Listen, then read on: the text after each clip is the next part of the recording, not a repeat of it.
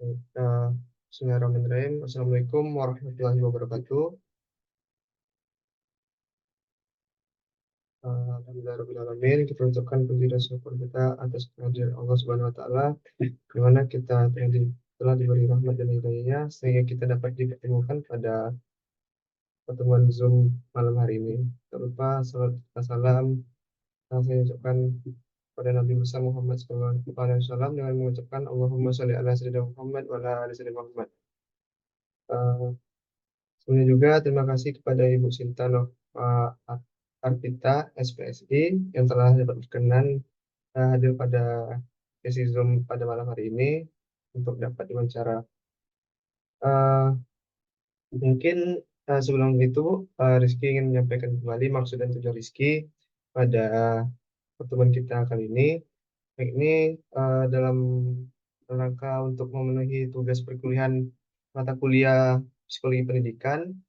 Rizky diminta untuk bisa mewawancara guru favoritnya waktu SMA dulu. Nah, jadi begitu, Bu. Mungkin juga sebelum masuk ke sesi tanya jawab, ada baiknya mungkin Ibu dapat memperkenalkan diri dulu gitu.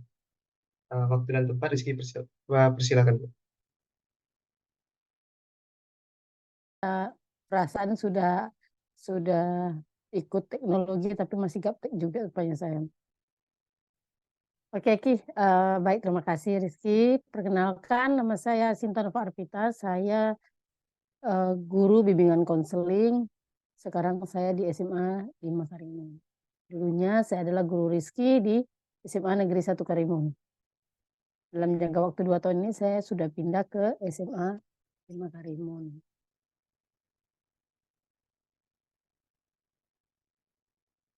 Saya mengajar bimbingan konseling sejak tahun 2010 sampai saat ini. Dan sudah 3 sekolah, sudah berpindah-pindah 3 sekolah. Itu aja kayaknya perkenalannya Mbak Rizky ya. Oke, Bu. Terima kasih, Bu, atas perkenalannya. Mungkin langsung saja, Bu, ya. Rizky masuk ke pertanyaan pertama mengenai materi psikologi pendidikan yang telah dipelajari, Bu, ya, dari pertemuan 1 hingga akhir. Yang pertama itu, Bu, jadi kan kita dulunya sebagai siswa itu kan pernah mengalami namanya eh, demotivasi, Bu, ya, kehilangan motivasi gitu kan. Nah, jadi gimana tuh, Bu, peran guru atau pendidik itu dalam meningkatkan motivasi belajar siswa itu, Bu, yang telah kehilangan motivasinya gitu, Bu. Mungkin sekian, Bu. Oh gitu. Eh, Kalau dari segi bimbingan konseling ya dari profesi ibu ya, jadi remaja ini punya banyak segudang masalah. Jadi puncak masalah itu biasanya itu di remaja karena mereka merasa dirinya sudah besar, tidak mau dianggap anak-anak, tapi ketika diberikan tanggung jawab belum bisa menjalankan. Kan itu dilema sih sebenarnya. Nah, terus mereka juga belum bisa memilah mana baik, mana benar. Karena mereka sedang mencari contoh atau model.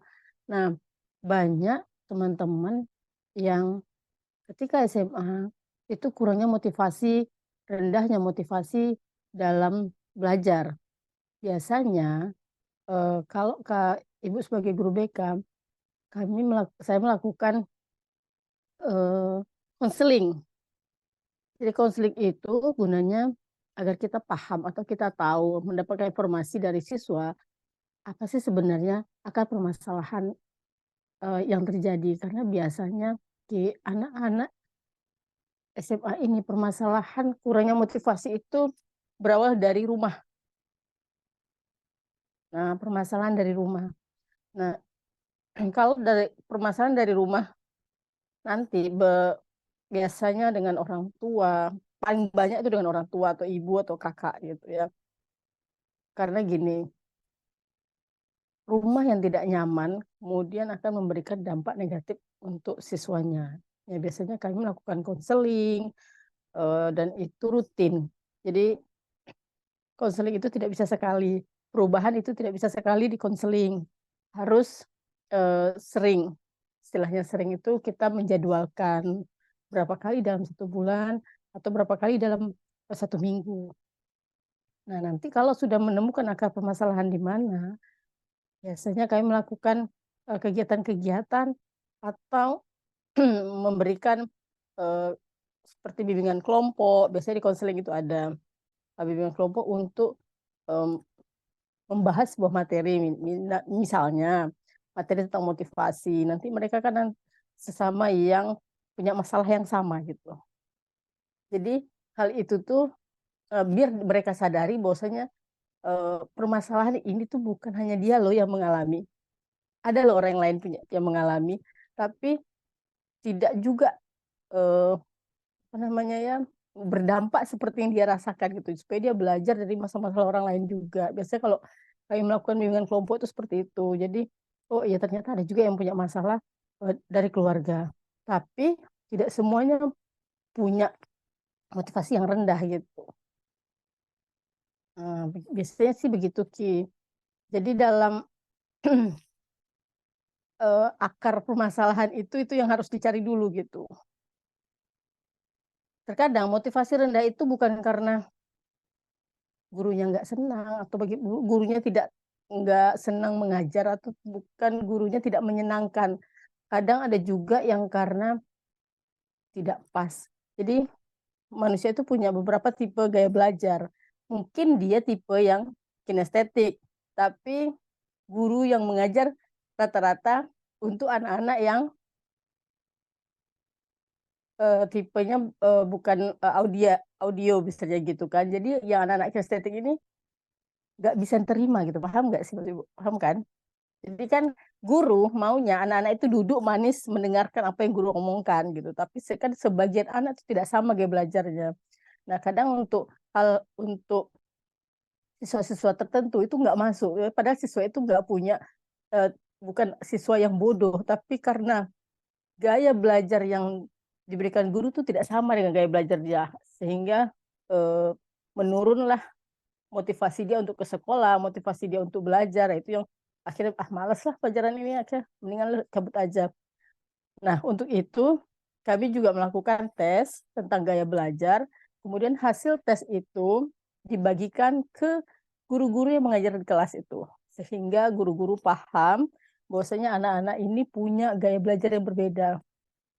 Jadi eh, menciptakan guru-guru di kelas menciptakan suasana belajar yang menyenangkan untuk mereka yang punya gaya belajar yang berbeda-beda. Kayak gitu. Ada yang orang yang dengan ya sambil nulis-nulis sambil main-main dia dengarkan aja gitu. Ada yang anak yang dia harus membaca di papan baru dia bisa bisa paham. Ada yang dengan sambil lewat-lewat aja dia bisa paham kan gitu. Jadi guru pun harus paham gaya-gaya belajar anak di dalam kelas supaya tidak terjadi suasana yang monoton untuk eh, sebagian-sebagian siswa gitu. Jadi semuanya bisa berdiferensiasi lah, bisa apa ya, bisa paham, bisa mengerti, semua menangkap dengan gaya mereka masing-masing. Itu sih untuk saat ini yang biasanya dilakukan gitu. Oh, ya, Bu, ya. Artinya memahami apa gaya belajar setiap siswa itu perlu untuk guru pahami itu ya, perlu diketahui oleh guru gitu. Iya, karena selain masalah di rumah juga kadang-kadang masalah itu timbul dari ya karena guru-guru ini kan kita ada guru-guru yang muda, Iya, ada Bu. guru-guru yang sudah tua. Iya, Kadang tentunya guru-guru berbeda yang tuh, paham Bu. tua, Heeh. cara belajarnya paham-paham yang tua itu mereka biasa mau bawa Heeh. metode-metode yang lama kan gitu. Tapi guru-guru Heeh. baru biasanya mereka lebih fresh, ya kan? Oh lebih lebih paham. Tapi kalau guru yang eh, paham-paham lama, biasanya mereka eh, tibanya kenanya otoriter gitu. Mereka Iya, harus duduk otoriter diam betul. kan gitu. Nah gitu, Iya. harus duduk diam dengarkan, nggak boleh ngomong, Heeh. nggak boleh bergerak kan gitu. Tapi kalau guru-guru yang baru kan tidak begitu sekarang. Mereka sudah dibekali dengan eh, ilmu-ilmu psikologi untuk memahami siswa gitu. Kemudian kan kayak ada kaitannya artinya Bu ya, dengan kurikulum juga pasti Bu kan, Iya perubahan betul, itu. Hmm. betul. Saya rasa gini, mungkin kurikulum sekarang eh, berubah karena berubahnya zaman, Iya. Iya kayak ya Bu. gitu. Kayak Betul. gini, ya kan? Kayak gini Ki. TV zaman dulu kalau nggak hidup bisa kita ketok-ketok, Mm-mm. nanti diketok-ketok, kemudian nanti layarnya hidup. Tapi TV zaman sekarang jangan salah ketok, langsung nggak hidup. Langsung rusak layarnya. Langsung Iya, rusak kan gitu. Jadi, makanya berbeda jadi analoginya gitu ya. betul, betul. Jadi perubahan kurikulum itu sebenarnya mengikuti zamannya sekarang. Jadi Mm-mm. sebenarnya eh, cuman kita kadang orang awam ini belum betul-betul memahami gimana sih sebenarnya kurikulum itu gitu. Kemudian sudah berubah lagi dan sebenarnya itu sih. Tapi intinya kurikulum sekarang tuh sesuai dengan zamannya sekarang, anak-anak Zamannya sekarang ya. ini gitu. Yang dibutuhkan Menyesuaikan Bu betul, ya. betul. Ini juga apa menyesuaikan dengan apa kebutuhan dunia kerja juga kalau yang untuk apa pendidikan SMK gitu, kejuruan. Iya, betul, betul Ki. Jadi eh, kalau dulu kita pelajari susah-susah pun kita pelajari kan gitu. Padahal kita nggak butuh, Mm-mm. Iya Bu, nggak begitu butuh mata pelajaran itu untuk berkelanjutan. Tapi kan sekarang enggak. Kamu difokuskan dari sekarang sudah menentukan kemana saya akan pergi nanti kan gitu. Apa yang akan saya ambil. Jadi kita disuruh berpikir memang. Jadi Iya Bu. nggak boleh sekarang waktunya bahasa Jawanya itu leyeh-leyeh. Leyeh itu artinya santai-santai itu udah nggak lagi Mm-mm. sebenarnya. Nah, mungkin udah Bu untuk yang jawaban pertama tadi. Pertanyaan pertama. Eh, Oke, Oke. Terus kira-kira kita lanjutkan rasa Bu ya. ibu rasa itu sih. Ya oke, Nah, siap. coba kita lanjutkan ke pertanyaan kedua. Un- Bagaimana Bu cara kita sebagai pendidik ini Bu untuk mengidentifikasi bakat-bakat setiap siswa? Tentunya berbeda tuh kan. Nah, peran kita sebagai Hmm, pendidik untuk agar bakat yang ada pada diri siswa itu dapat keluar gitu, dapat realisasikan gitu. Hmm. oh gitu. Hmm. Jadi setiap anak kan punya kelebihan dan kekurangan, punya bakat masing-masing. Tugas guru memfasilitasi bakat-bakat tersebut kan gitu. Nah, guru harus peka sebenarnya dengan proses belajar di kelas, dengan setiap tatap muka di kelas. Sebenarnya guru tuh harus paham eh, bakat anak atau kemana sih. Kan kita kan secara psikologis guru kan juga melihat gerak tubuh, melihat perkembangan siswa selama berada di dalam kelas. Nah, sebagai fasilitator gitu kan, guru itu memberikan eh, apa ya namanya, memberikan peluang kepada siswa untuk mengembangkan bakatnya masing-masing.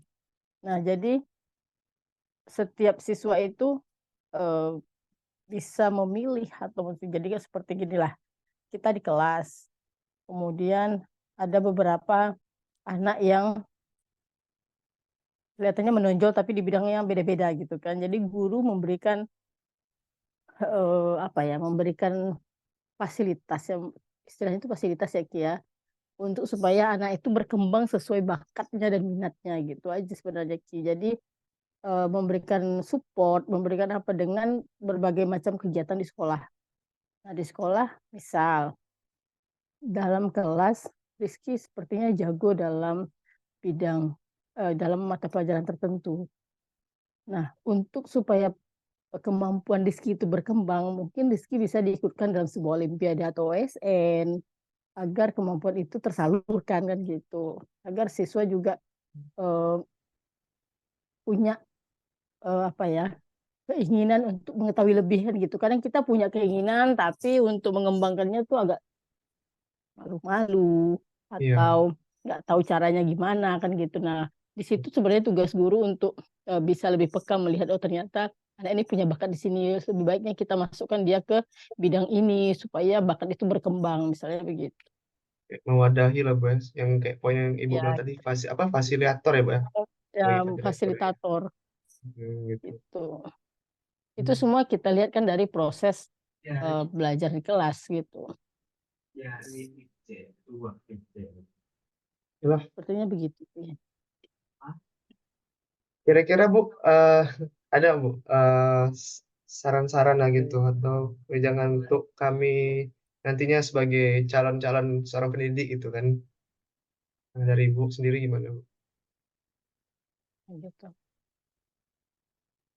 Jadi sebenarnya untuk menjadi guru itu gampang-gampang susah sih sebenarnya. Jadi untuk anak-anak yang sekarang dalam menempuh eh, kuliah pendidikan guru, Hmm. harapkan mampu mengikuti zaman. Jadi anak-anak sekarang tidak tidak sama dengan mungkin ketika Rizky sekolah. Jadi prosesnya Rizky diajar oleh kami-kami yang tahun kelahiran mungkin sekitar 80 gitu kan. Tapi kan anak-anak yang nanti akan Rizky ajar itu mereka kelahiran 2018 mungkin gitu ya. Iya, Sekitar 2010 kan gitu. Dan mereka itu sudah eh, cara mereka orang tua mereka mendidik itu sudah beda. iya, Bu. Jadi sebenarnya mahasiswa-mahasiswa sekarang yang mungkin akan terjun ke dunia pendidikan lebih apa ya Ibu rasa ya lebih banyak untuk memahami ya memahami Belajar eh, hal baru gitu, cepat ya menguasai hal hal-hal baru lah ya. ya karena zaman sekarang itu permasalahannya lebih rumit dari dulu berbeda dari yang dulu gitu baik dari segi permasalahan siswa secara pribadi Iya, kemudian gurunya juga dengan metode belajar dengan betul, kurikulum itu kayaknya lebih komplit betul lah. jadi guru-guru sekarang diharapkan lebih kreatif sih sebenarnya Oh, gitu. kreatif. Iya, karena gini Ki, kan anak-anak sekarang, anak-anak dulu, ketik zaman Rizky, ketika kami menyuguhkan materi, ya udah terima aja. Anak-anak sekarang nggak bisa. Ketika Rizky menyediakan materi sesuai yang Rizky mau gitu kan, mereka Mm-mm. kalau nggak mau mereka tinggal. Nah, itu gimana tuh, Bu? Kita sebagai pendidik itu memberi pemahaman ke mereka Makanya, yang kayak gitu. Apa kan tak bisa pula kita nah, menerapkan apa cara lama yang kayak Ibu dengan Rizky betul. dulu gitu kan? Tentunya Ya, berbeda kalau gitu dulu kan? kan, Mm-mm. ya, kalau dulu sebagai siswa ya terima aja apa yang guru Iya. kasihkan gitu. Kalau Heeh. sekarang nggak bisa kayak gitu, mereka tinggal dan kemudian kita akan berhubungan dengan orang tua nantinya Ki. Iya. Heeh. Karena orang tua sekarang orang tua ikut andil dalam pendidikan. Jadi yang akan kita hadapi itu nanti anaknya dan orang tuanya.